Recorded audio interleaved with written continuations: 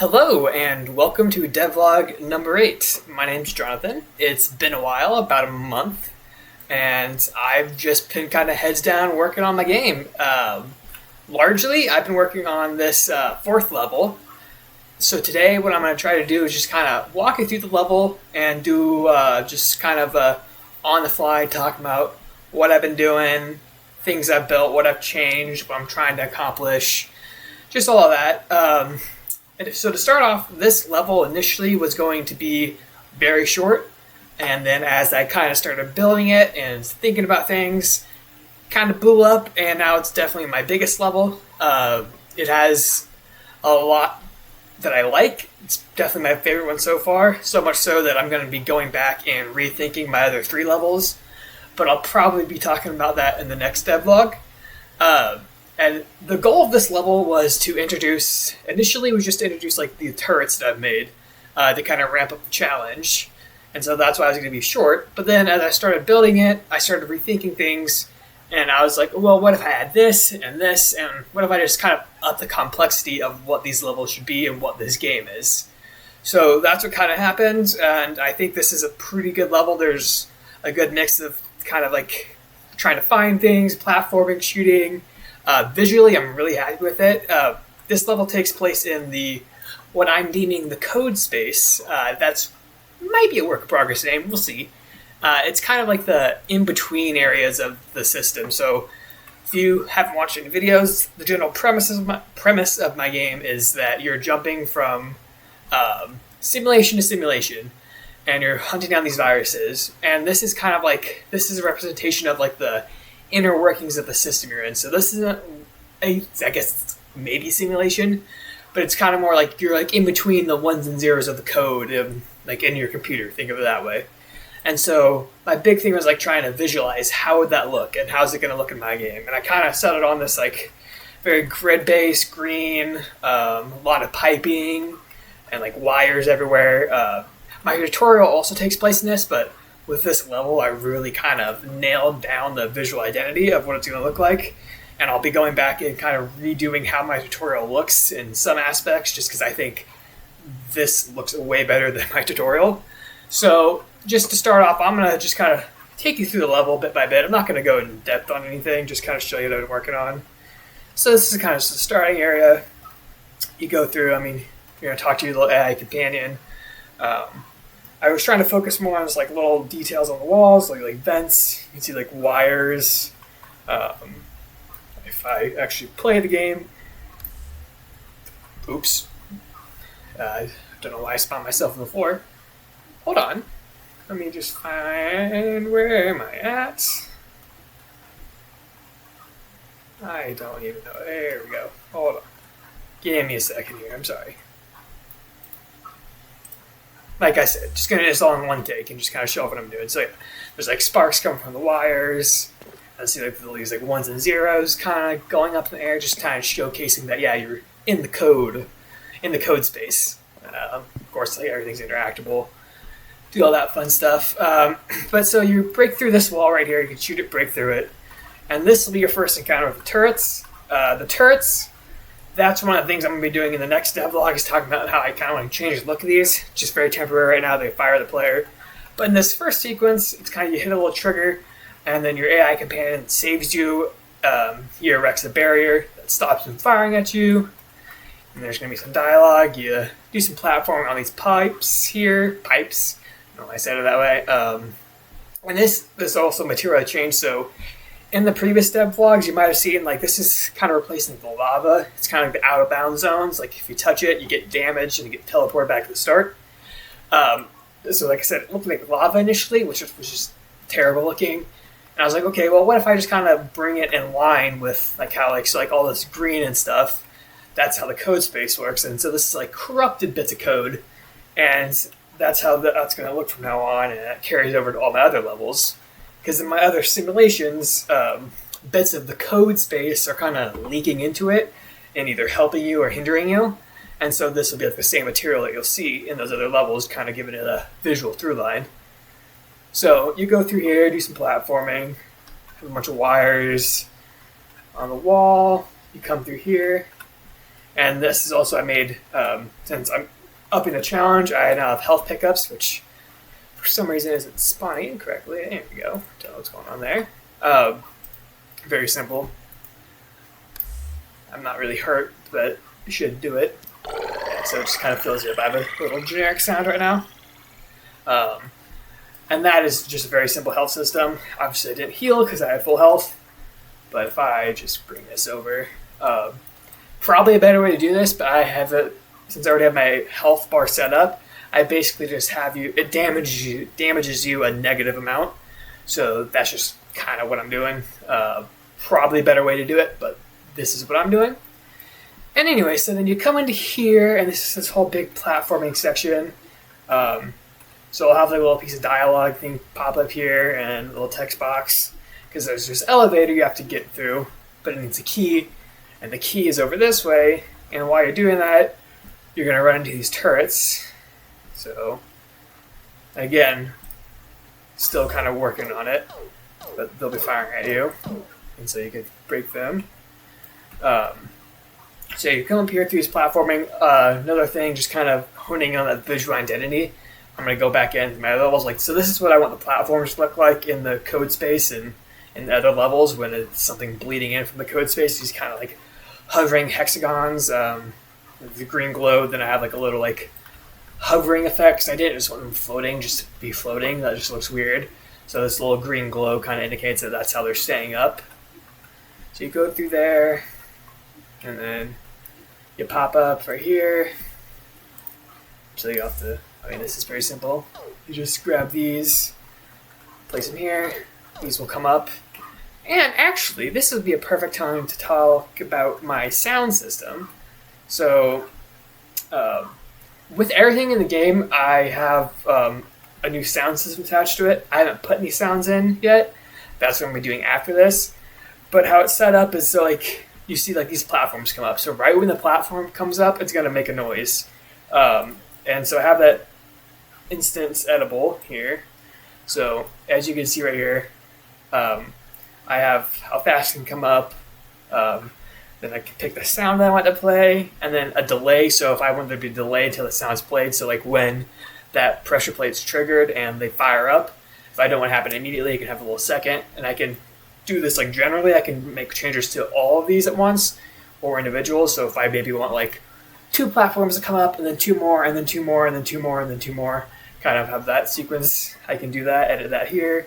Then I can change how loud it's going to be and the pitch.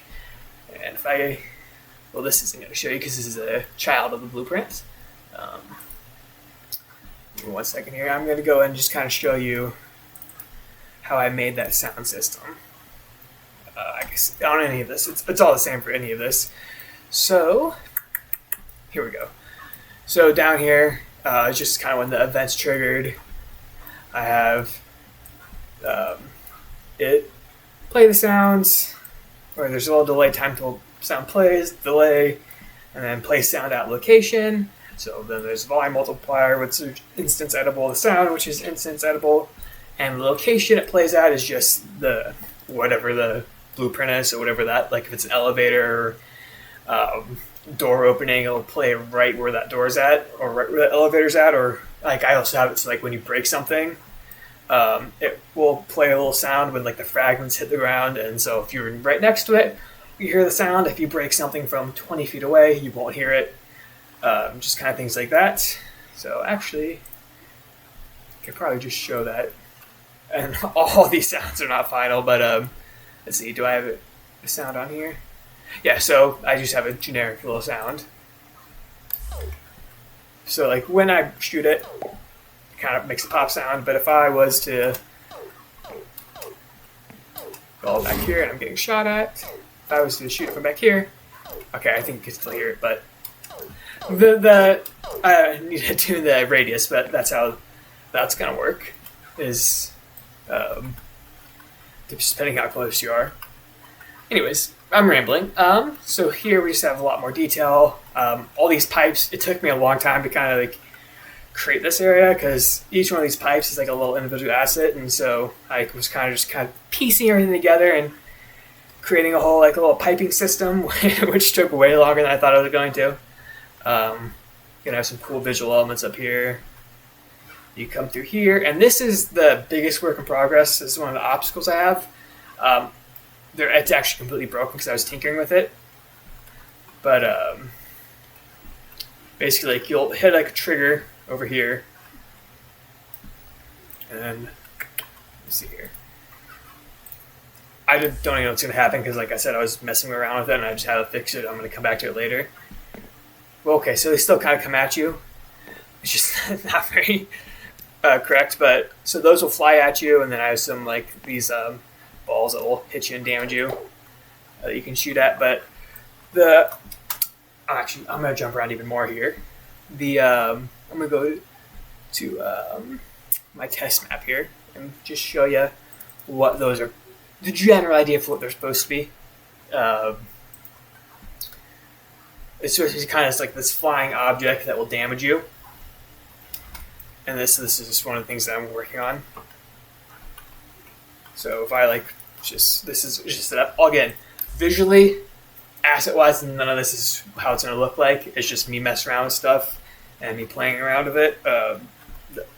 In the next vlog, I'm talking about how I'm going to try to hone in all this and polish things up so things aren't so much of a work in progress. But I just have it set up here for this button. So they kind of just fly at you to wherever I want them to fly at you at. Do like 5 damage. I can change that based on the object. If I want to do 5, 10, 20, whatever. They're also, the thing about these is they're destructible. So if they are flying at you, obviously this is not going to be much of a threat, but I can shoot it real quick before it gets me, and then it just kind of destroys like that. I guess this is also a good spot to show you like some moving platforms. The spikes obviously isn't like how I just put it on a random asset, but it kind of that's a bad joke. Okay, so hold on. I have a ton of these, or I'm going to have a ton of these that are all pretty good. So like it's like this wall. Like say like this is a wall that's in the way, and it kind of moves around, and you gotta run underneath it real quick. And if you touch it, it hurts you. How that's set up is just a simple. I have a timeline basically, not complicated at all. So just when that begins play, I have a little delay, and then the sound system thing that I was talking about, and then a timeline, and then so here I'll just lock it to one axis, and then have it be a 0, 0, and then go all the way up to whatever value I want. And so I'm gonna have a bunch of these. I also have like that exact same thing, but more friendly thing. So like I have that exact same system for like moving platforms, like while you're platforming. So it looks the same. It's just green, which I guess I can just show you. That would be smart. So like these are like platforming things. And so it'll take you up and just kind of add some more variety to the platforming. So yeah, that functions the same way. Those just don't damage you. And the look of this is final. I really like how this looks, kind of the hexagon nature with the grid material, just different colors. The red hostile, green helpful, that sort of thing. Anyways, back to the level. I'm sorry.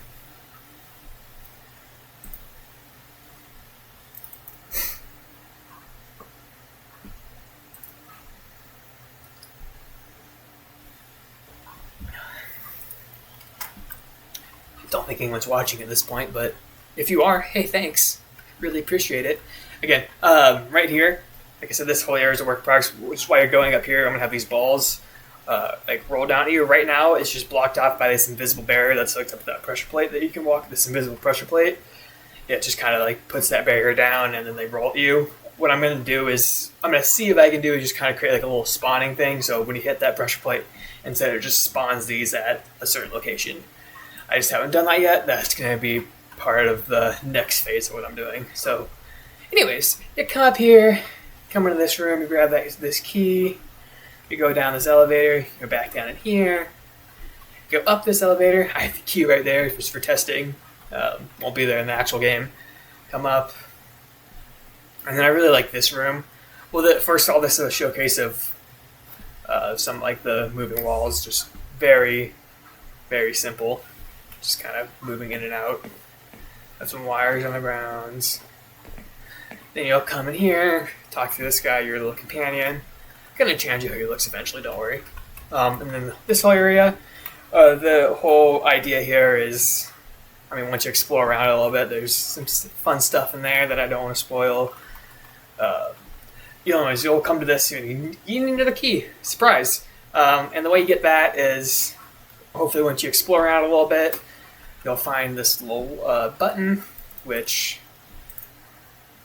will bring out these platforms. And again, eventually I'm going to have sound for all these, so it doesn't just sound like nothing, which will have you platforming up here. Have a bunch of little dialogue thing here. So that triggers for is for my future voice acting. And tell you to look up, and then you'll see this destructible wall. Do it, and all these keys come down. And if you're paying attention to the light on the key, you'll see which color you need. So you have to kind of sit there and sort through the keys. I don't remember which one I made it, because I didn't look at that, because I'm bad. So yeah, you just need a basic green key, but you get a bunch of colors. You just kind of have them all up here floating. I might do more because I think it's just kind of fun to have these colored keys rain down on you. And then we're going to go up to the big finale, which I really like. Like, I love how this space turned out. So you come up here, you go through these little pipes, got little sparks flying out. And then you come up to this big whole area, which I think is really cool. I absolutely love how the walls look, what I was able to do with the pipes and the lights. I'm actually going to put that more into my tutorial, having the walls lined with that stuff, because I think it looks awesome. It's kind of reminiscent of like a circuit board. So anyways, we'll go through here, it'll be platforming. There's some more dialogue, which I will be recording soon. I'm going to be the voice actor, I decided. Just going to have to augment my voice a lot. I have these turrets again. I like these little platforms that they're on, but the look of the turret, not final. I hate how it looks. I think it looks stupid, but it functions for now.